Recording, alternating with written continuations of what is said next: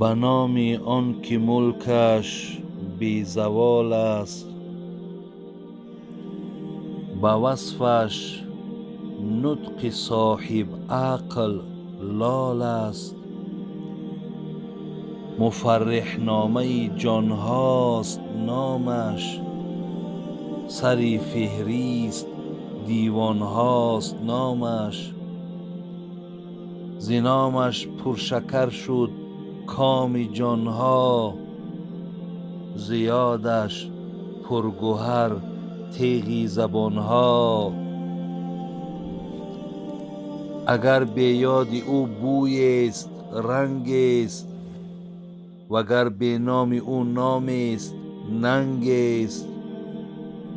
خداوندی که چندانی که هستی است، همه در جنب ذاتش عین پستی است. چو ذاتش برتر است از هر چی دانیم، چگونه شرح آن کردن توانیم. السلام علیکم و رحمت الله و برکاته. برادران عزیز و گرامی، از خدای مهربان خواهان او هستم که ایمانهای شما را همیشه کامل و مستحکم و نورانی نگه دارد و الله مهربان باز هم محبتهای شما را، اخلاصهای شما را به سوی دینش، به سوی ذاتش زیاد بگرداند.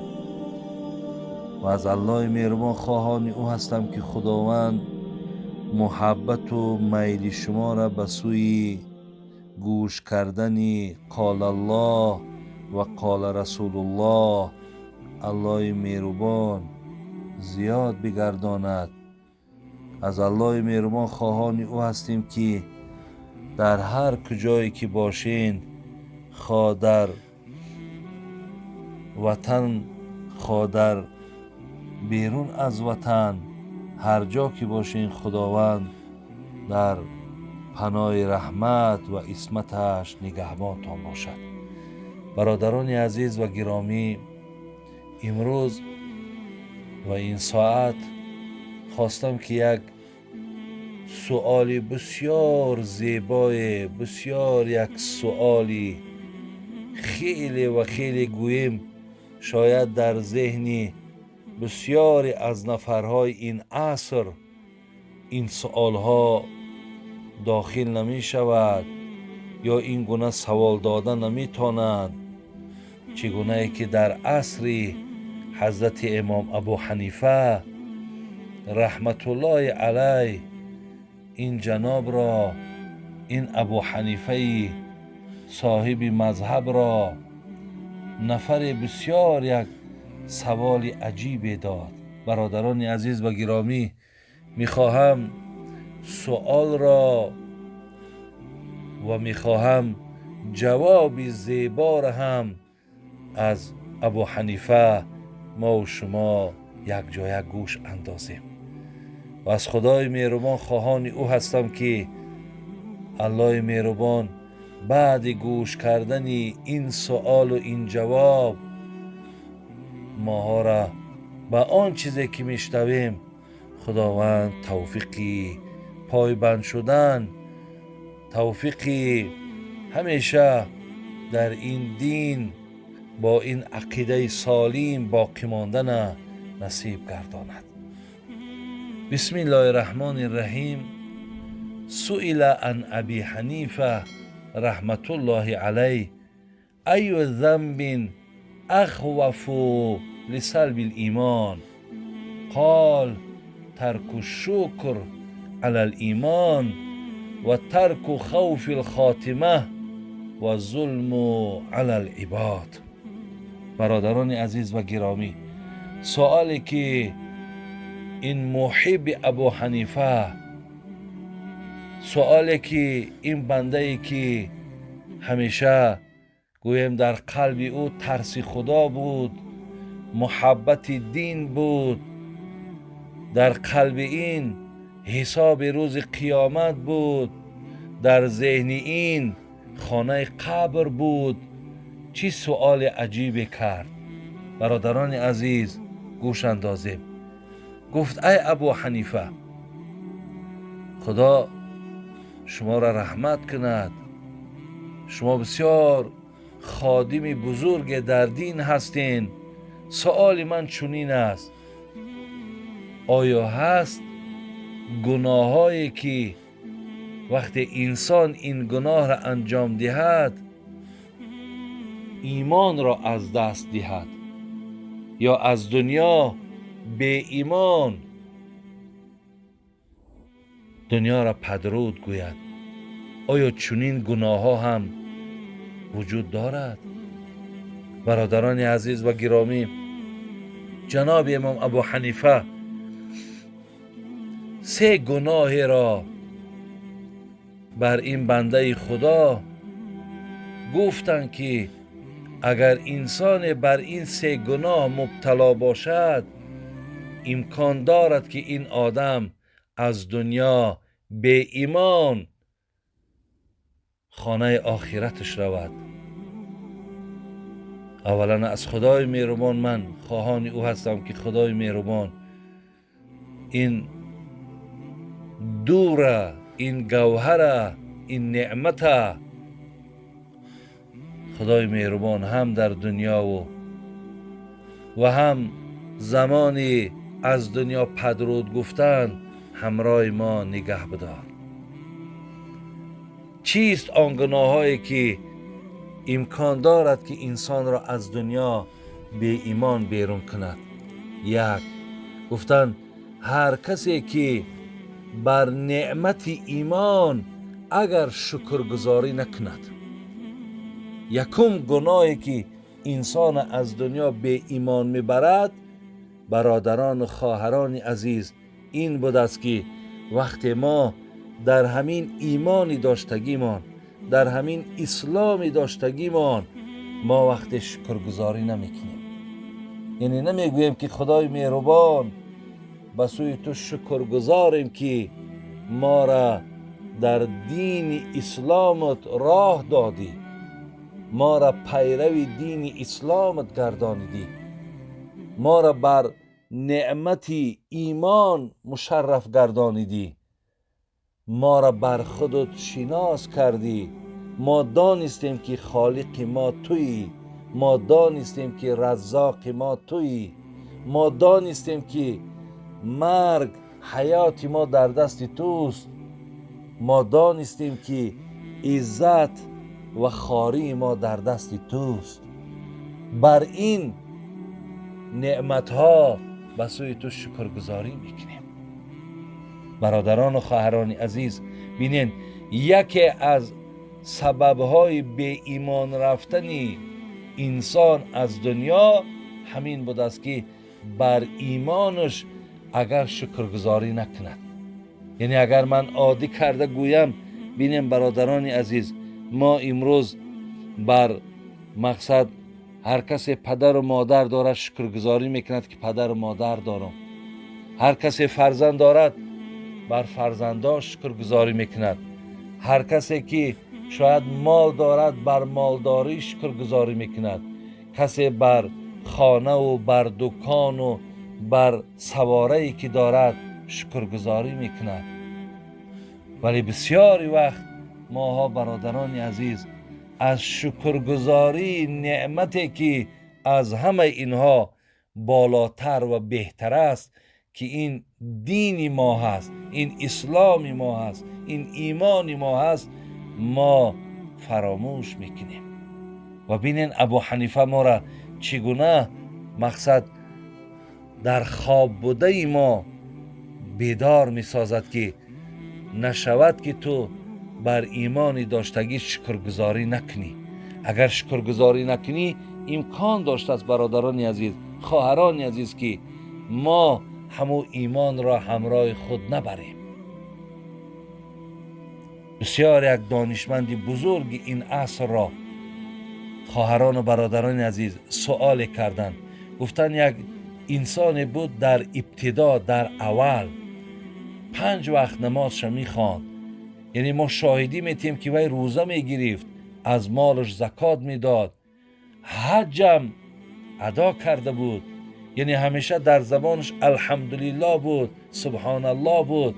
لیکن همین انسان در آخر از دنیا به ایمان گذشت.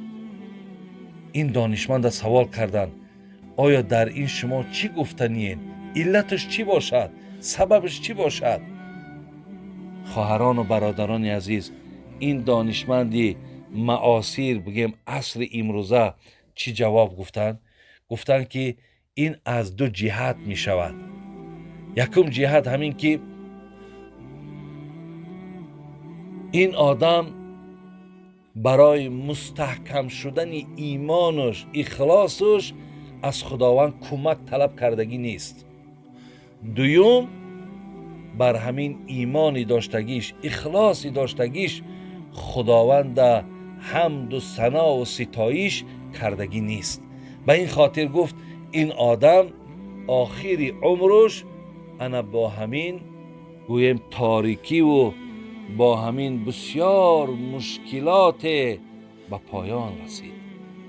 زین لحاظ ما هم برای تقویت ایمانمان از خداوند یاردم طلب کنیم که خدایا ایمانهامون باز هم قوی کن. من شاهدم خواهرها دادرها عزیز که بسیاری برادرها از ما سوال میکنن برای تقویت ایمانمان، برای زیاد شدن اخلاصمان، حاجی بابا چی توصیه ها داری؟ یعنی چی فرمایش های در کتاب داریم؟ زین لحاظ ما باید برای تقویت ایمانمان، برای مستحکم شدن اخلاصمان دائم خداوند زاره کنیم. خدایا از این ده ایمان ما مستحکم تر کن، از این ده اخلاص ما به سوی ذاتت زیاد کن. دوم، بر همین نعمت ایمان خواهرها و برادر عزیز همیشه شکرگزاری کنین. چگونه ای که ما و شما را بینین، یعنی الحمدلله اینم لازم است. یک پیاله چای می نوشیم الحمدلله میگیم، یک چینی شوربا را میخوریم الله را شکرگزاری میکنیم. انا همچنانم از اینها ده مهم انسان باید بر ایمانش، بر اسلامش شکرگزاری کنه. حضرت ابو حنیفه را بینین میگه یکم گناهی که انسان از دنیا به ایمان رفتنش انا همین است که بر نعمت ایمان شکرگزاری نمیکنند. برادرای خواهرای عزیز، ما در قرآن سوره داریم به نام حجرات آیت 8.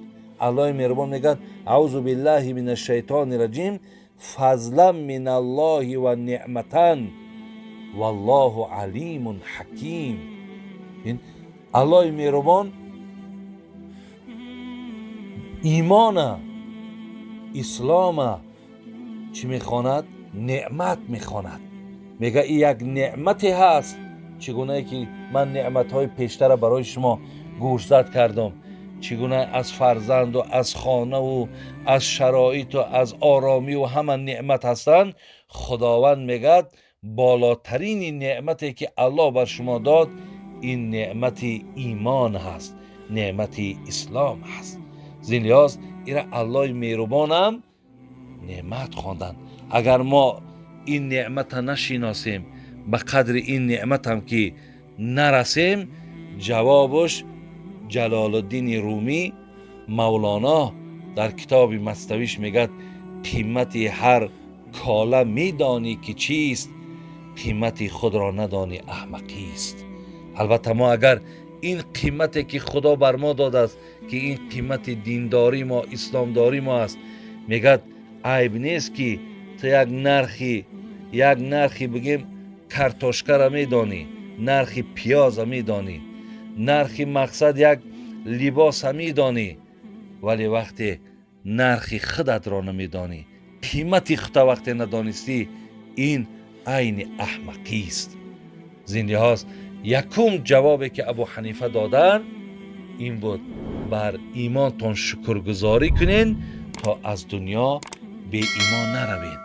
برادران عزیز و گرامی، ایمان انسان را دیگرگون میکند، خوش اخلاقش میکند، با رحمش میکند، با انصافش میکند، راست قولش میکند. بین بسیار اندیشه های سالم دارد.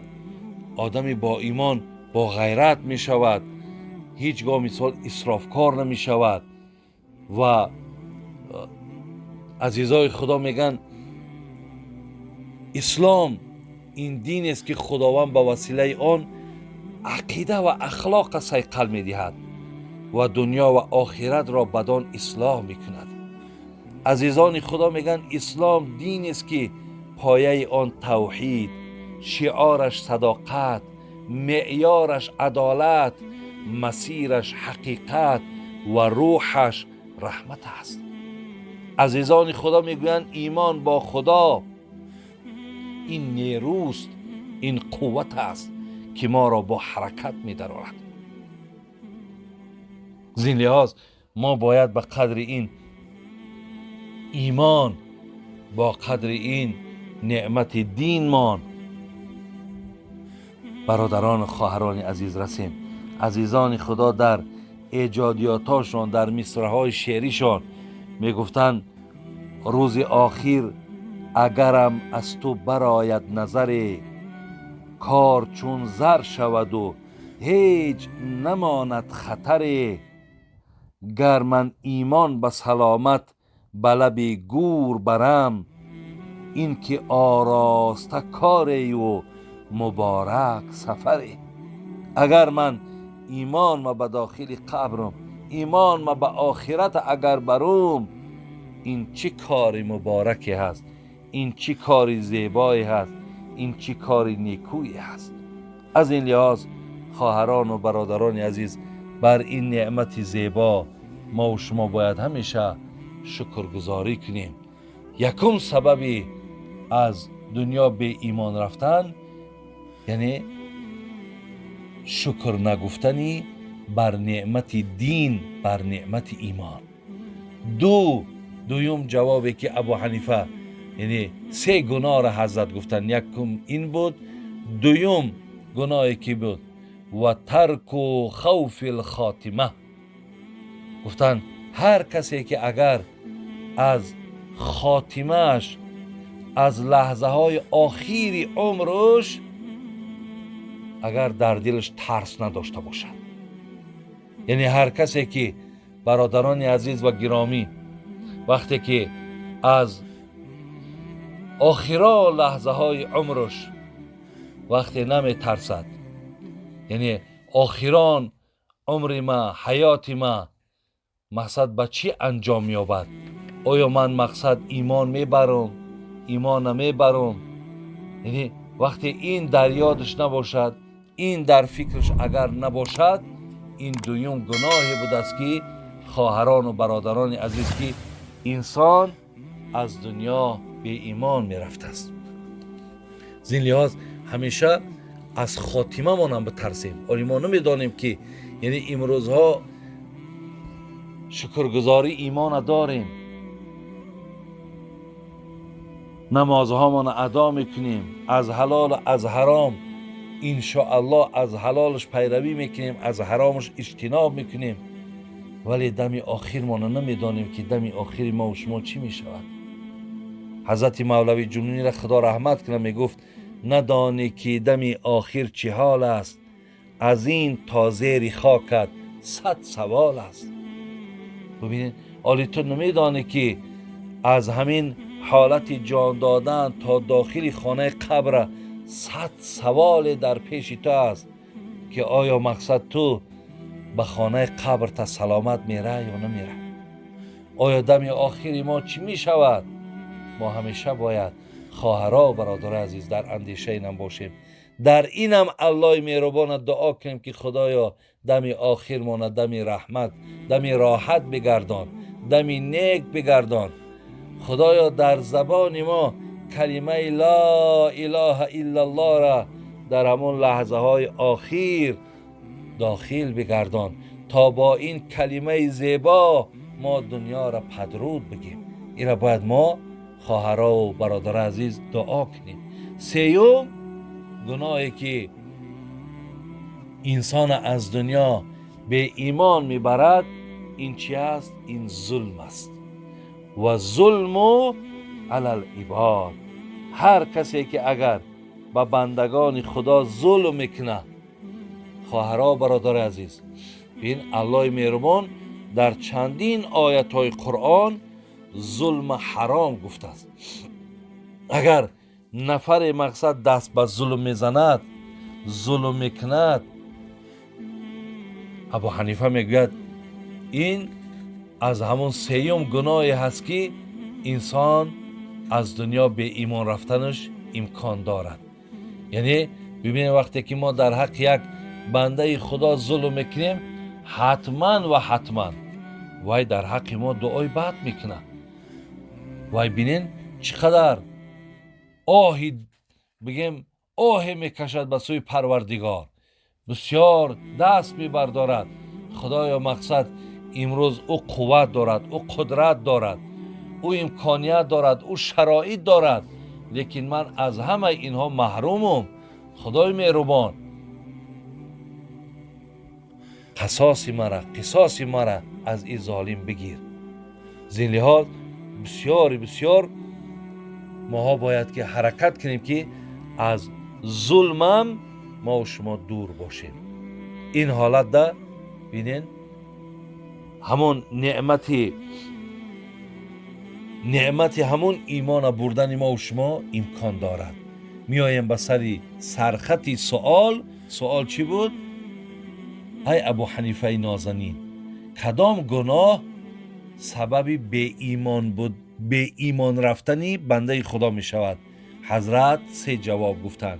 3 گویم گناهی را نام گرفتن. یکم کسی بر نعمت دین و ایمانش شکرگزاری نکند. 2 کسی که اگر از خاتمهش یعنی از دم آخرش هراسان نباشد، ترس نداشته باشد. 3 در حیات همیشه کارش ظلم باشد، بندگان خدا را آزار تید، دل بندگان خدا را خفه کند، دل بندگان خدا را ملال کند، دل بندگان خدا را ریش گرداند. این انسان هم با این گناهی بدش از دنیا به ایمان رفتنش امکان دارد. در آخر شاعر میگو باغه که بنیاد کردی، کر و فر در فضاست، 100 درختی دل شکستی، آه و افسوست کجاست. الله مهربان همه شما را در حفظ امانش نگهبان باشد و خدای مهربان ما را از این گناه هایی که سبب به ایمان شدن ما، سبب به ایمان رفتن ما می شود، خدای ما را از این حفظ بگردان. السلام علیکم و رحمت الله و برکاته.